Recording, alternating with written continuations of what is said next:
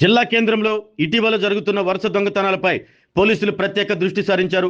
3 కేసుల్లో 3 నిందితులను అరెస్టు చేసి వారి వద్ద నుంచి సుమారు 1,70,00,000 విలువైన బంగారు ఆభరణాలు, నగదును స్వాధీనం చేసుకున్నట్లు జిల్లా ఎస్పీ వి హర్షవర్ధన్ రాజు తెలిపారు. జిల్లా ఎస్పీ కార్యాలయంలో నిర్వహించిన మీడియా సమావేశంలో ఆయన వివరాలు వెల్లడించారు.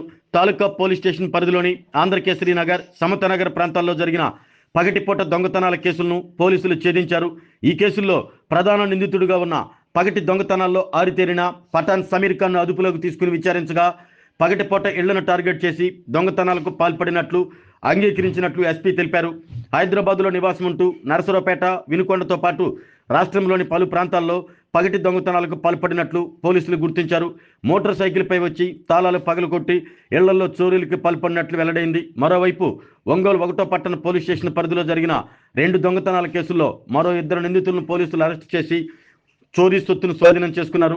కేసులను ఛేదించడంలో ప్రతిభ కనబరిచిన డీఎస్పీ రాయపాటి శ్రీనివాసరావు, తాలూకా సిఐ విజయకృష్ణ, 1వ పట్టణ సిఐ కె వెంకటేశ్వర్లు సిబ్బందిని జిల్లా ఎస్పీ అభినందించారు. మనకు ఈ మంత్ 5th ఆగస్టు ఒంగోలులో 2 DHBs జరిగాయి. సో రెండిట్లో కూడా గ్రేవ్ అఫెన్స్, పెద్ద మొత్తంలో గోల్డ్ పోవడం జరిగింది. సో అది అయిన డే నుంచి కూడా మన ఎస్జిపి ఒంగోలు, సిఐ ఒంగోలు తాలూకా, సిఐ సిసిఎస్ వాళ్ళ టీం అందరూ, ఫెరోజ్, తర్వాత 1 టౌన్ నాగేంద్ర, వీళ్ళందరూ కూడా కంటిన్యూస్గా దీని మీదే వర్క్ చేస్తూ ఉండే. సో దీంట్లో మనము బాగా ఎఫర్ట్స్ చేసిన దాని మీద ఈరోజు అఫెండర్ని మనం పట్టుకోవడం జరిగింది. అతని పేరు వచ్చి సమీర్ ఖాన్ అలియాస్ సొహైల్ ఖాన్. అట్లాగే అతని పేరు ఇంకా చాలా అలియాసెస్ ఉన్నాయి. మొహమ్మద్ సమీర్ ఖాన్, పఠాన్ సమీర్ ఖాన్, షోహెబ్ ఖాన్, ఇట్లా చాలా నేమ్స్ తోటి ఇతను డిఫరెంట్ స్టేట్స్లో అఫెన్సెస్ చేస్తున్నాడు.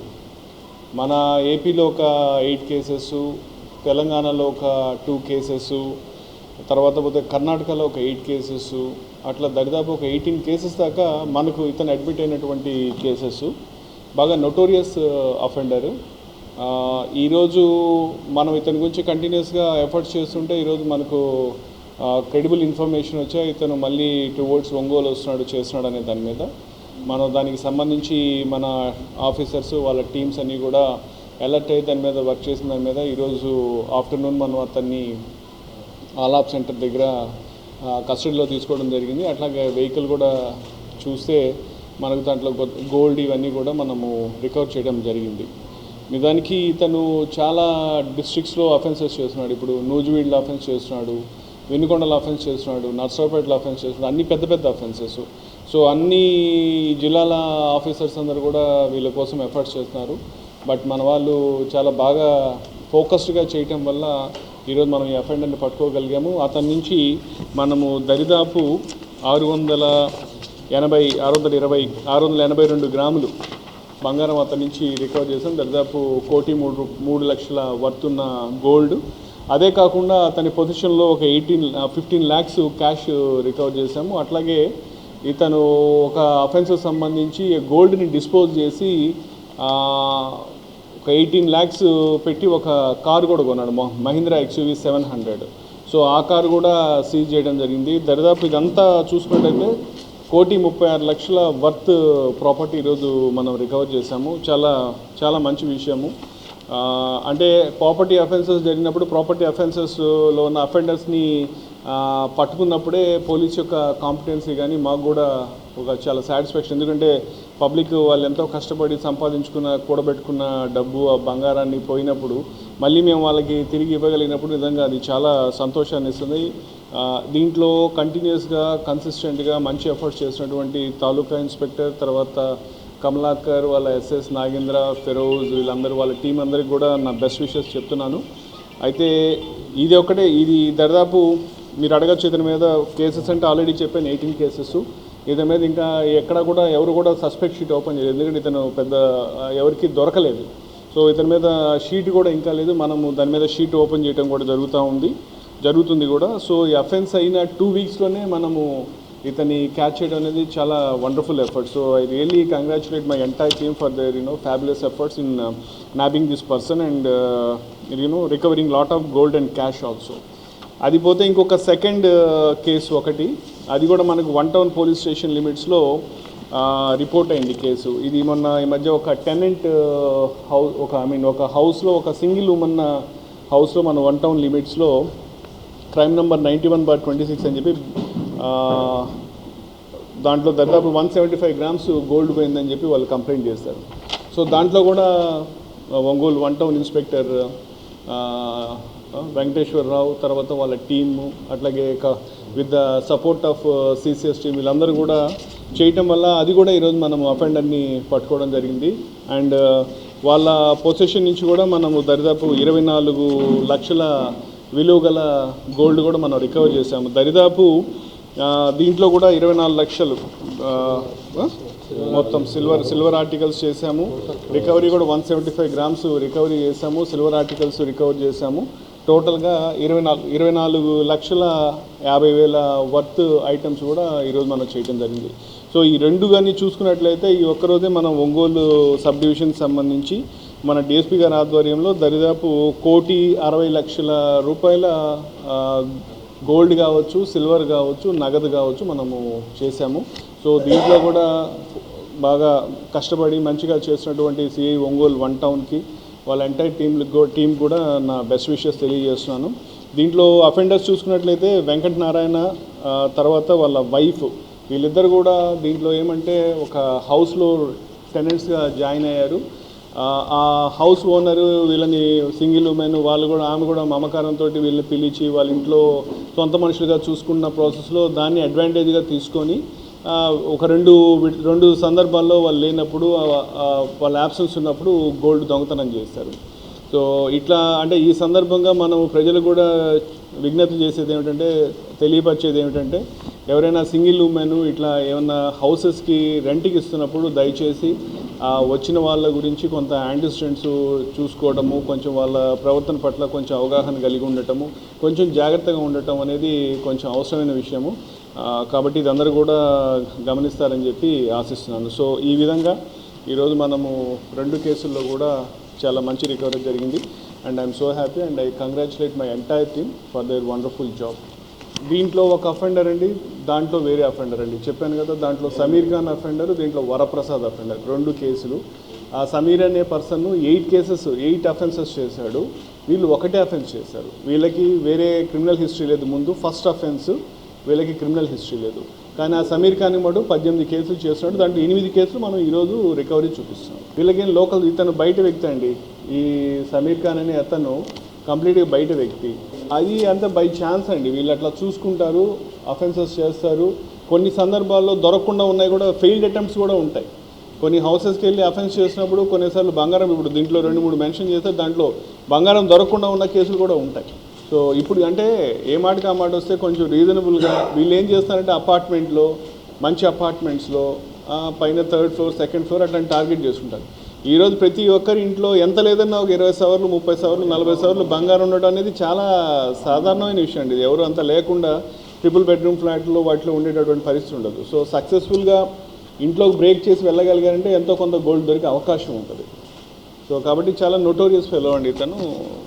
మనం ఫస్ట్ నుంచి కూడా చాలా దీని మీద ఇంపార్టెన్స్ పే చేస్తున్నాము. ప్రకాశం జిల్లాలో కానీ మార్కాపూర్ జిల్లాలో కూడా మనం ఒక ప్రాక్టీస్ ఏం పెట్టుకున్నామంటే, మనకు క్రైమ్ నోయింగ్ కానిస్టేబుల్స్ ఎవరైతే ఉన్నారో వాళ్ళందరినీ కూడా ఐడెంటిఫై చేసి దాదాపు 50 మంది దాకా వాళ్ళందరినీ టీమ్స్గా ఫామ్ చేసుకొని ఏదైనా ఒక గ్రేవ్ అఫెన్స్ అయినప్పుడు అంతవరకు ఏం ప్రాక్టీస్ ఉండేదంటే, ఎక్కడ అఫెన్స్ అయితే ఆ అఫెన్స్కి సంబంధించినటువంటి ఆఫీసరు లేకపోతే క్రైమ్ స్టేషన్ సంబంధించిన ఒక 2-3 క్రైమ్ స్టాఫ్ వీళ్ళ మటుకే వర్క్ చేసేవాళ్ళు. కానీ మనం ఏం ప్రాక్టీస్ పెట్టుకున్నామంటే, ఒక గ్రేవ్ క్రైమ్ జరిగితే వాళ్ళకి సపోర్ట్గా కనీసం ఒక 6-7 టీంలు బయట నుంచి కూడా పిలిపించి ఆ 6-7 టీంలు కూడా మనం ఈ అఫెన్స్ మీద డిటెక్షన్ కోసం పెడతాం.